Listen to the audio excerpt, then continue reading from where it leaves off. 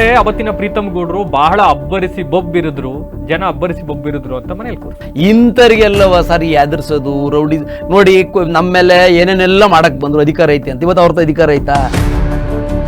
ಹಂಗಂತ ಯೋಗೇಶನ್ ವಾಯ್ಸೇನು ಕಮ್ಮಿ ಮಾಡಕ್ಕಾಗತ್ತಾ? ಸ್ವರೂಪ್ ಪ್ರಕಾಶ್ ಅವ್ರ ಮೇಲೆ ಯಾವುದು ಅಂತ ಕಡು ಭ್ರಷ್ಟತನದ ಆರೋಪಗಳೆಲ್ಲೂ ಇಲ್ಲ. ಸ್ವರೂಪನ್ನೇ ಗೆಲ್ಲಿಸ್ಬೇಕು ಅಂತ ಗೆಲ್ಸಿದ್ದಲ್ಲ, ಯಾರನ್ನು ಸೋಲಿಸ್ಬೇಕು ಅಂತ ಹೇಳಿ ಎಲ್ಲರೂ ಸೇರಿ ಗೆಲ್ಸಿರೋದು. ಸ್ವರೂಪ ಫೇಲೂರು, ಅಟ್ರು ಫ್ಲಾಪ್, ಅದೇನು ಇಲ್ವೇ ಇಲ್ಲ. ಈ ಪಂಜಾಬಲ್ಲಿ ಜನ ಕೈ ಹಿಡಿದಿರಬಹುದು, ಡೆಲ್ಲಿಲಿ ಕೈ ಹಿಡಿದಿರ್ಬೋದು, ಬಟ್ ದೆಹಲಿಯ ರಾಜಕಾರಣ, ನಮ್ಮ ಕರ್ನಾಟಕದ ರಾಜಕಾರಣ, ಹಾಸನದ ರಾಜಕಾರಣ ಮೂರು ಡಿಫ್ರೆಂಟು. ಜನರಿಗೆ ನಾನು ಲಾಸ್ಟಲ್ಲಿ ದುಡ್ಡು ಇಟ್ಕೊಂಡು ಹೋದ್ರೆ 2,000 3,000 ಇಟ್ಕೊಂಡು ಹೋದ್ರೆ ದುಡ್ಡು ಕೊಡೋದು, ಮತ್ತೆ ನಾನು ಗೌರಿ ಹಬ್ಬದಲ್ಲಿ ಸೀರೆ ಕೊಡ್ಸಿದ್ರೆ, ಈಗ ನನ್ನ ಹೆಂಡತಿಗೆ ಸೀರೆ ಕೊಡ್ಸ್ಬೇಕಾಗಿರೋದು ನಾನು, ಕರೆಕ್ಟಾ?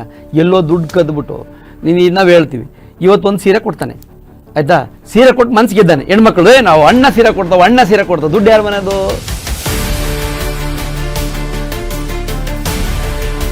ಸಾವಿರಾರು ಕೋಟಿ ದುಡ್ಡು ಮಾಡ್ಯಾರೆ, ದುಡ್ಡಲ್ಲಿ ಎಲ್ಲ ಮಾಡ್ತೀನಿ ಅಂತ ಭ್ರಮೆಲ್ಲವ್ರೆ. ಅದಾಗಲ್ಲ ಸರ್. ಹಂಗಾಗಿದ್ರೆ ಅಂಬಾನಿ ಈ ದೇಶದ ಪ್ರಧಾನಿ ಆಗುತ್ತೆ. ಇವತ್ತು ಆಮ್ ಆದ್ಮಿ ಪಕ್ಷದಲ್ಲಿದ್ದೀರಿ, ಅಖಿಲ ಯೋಗೇಶ್ ಅವರು ಇವತ್ತು ಅತಂತ್ರರ ಸ್ವತಂತ್ರರ, ಜನ ಯಾಕೆ ನಂಬ್ಕೊಂಡು ಬರ್ಬೇಕು ನಿಮ್ನ?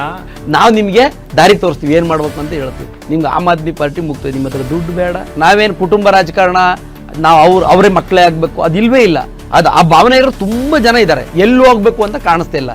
ನಾನಿದ್ದೀನಿ ಅಖಿಲ ಯೋಗೇಶ್, ನನ್ನ ನಂಬರ್ ತಗೊಳ್ಳೋದು ಬರ್ರಿ ನನ್ನ ಜೊತೆ. ಈಗ ನೀವು ಆಮ್ ಆದ್ಮಿ ಪಕ್ಷ ಜಿಲ್ಲೆಯಲ್ಲಿ ತಗೊಂಬಂದು ಸಂಘಟನೆ ಮಾಡ್ತೀನಿ ಅಂತ ಹೊರಟಿದ್ದೀರಿ, ಸಾಧ್ಯನಾ? ನಾವು ಕರೆ ಕೊಡೋದೇನೆಂದರೆ, ನಮ್ಮಲ್ಲಿ ನಮ್ಮ ಉದ್ದೇಶ ಏನು, ಆಮ್ ಆದ್ಮಿ ಪಾರ್ಟಿ ಉದ್ದೇಶ ಹಣಮುಕ್ತ ಚುನಾವಣೆ, ಎಂಡ ಮುಕ್ತ ಚುನಾವಣೆ ನಾವು ಮಾಡೋದು, ಜಾತಿ ಮುಕ್ತ ಚುನಾವಣೆ. ನಾನು ನೀವು ಯಾಕೆ ಅಷ್ಟು ಅಂತ ಕೇಳಲ್ಲ ಸರ್, ನನಗೆ ಕಳ್ಳ ಅಲ್ಲ, ನನ್ನ ಮೇಲೆ ಒಂದು 15 ಕೇಸ್ ಇವೆ ಸರ್.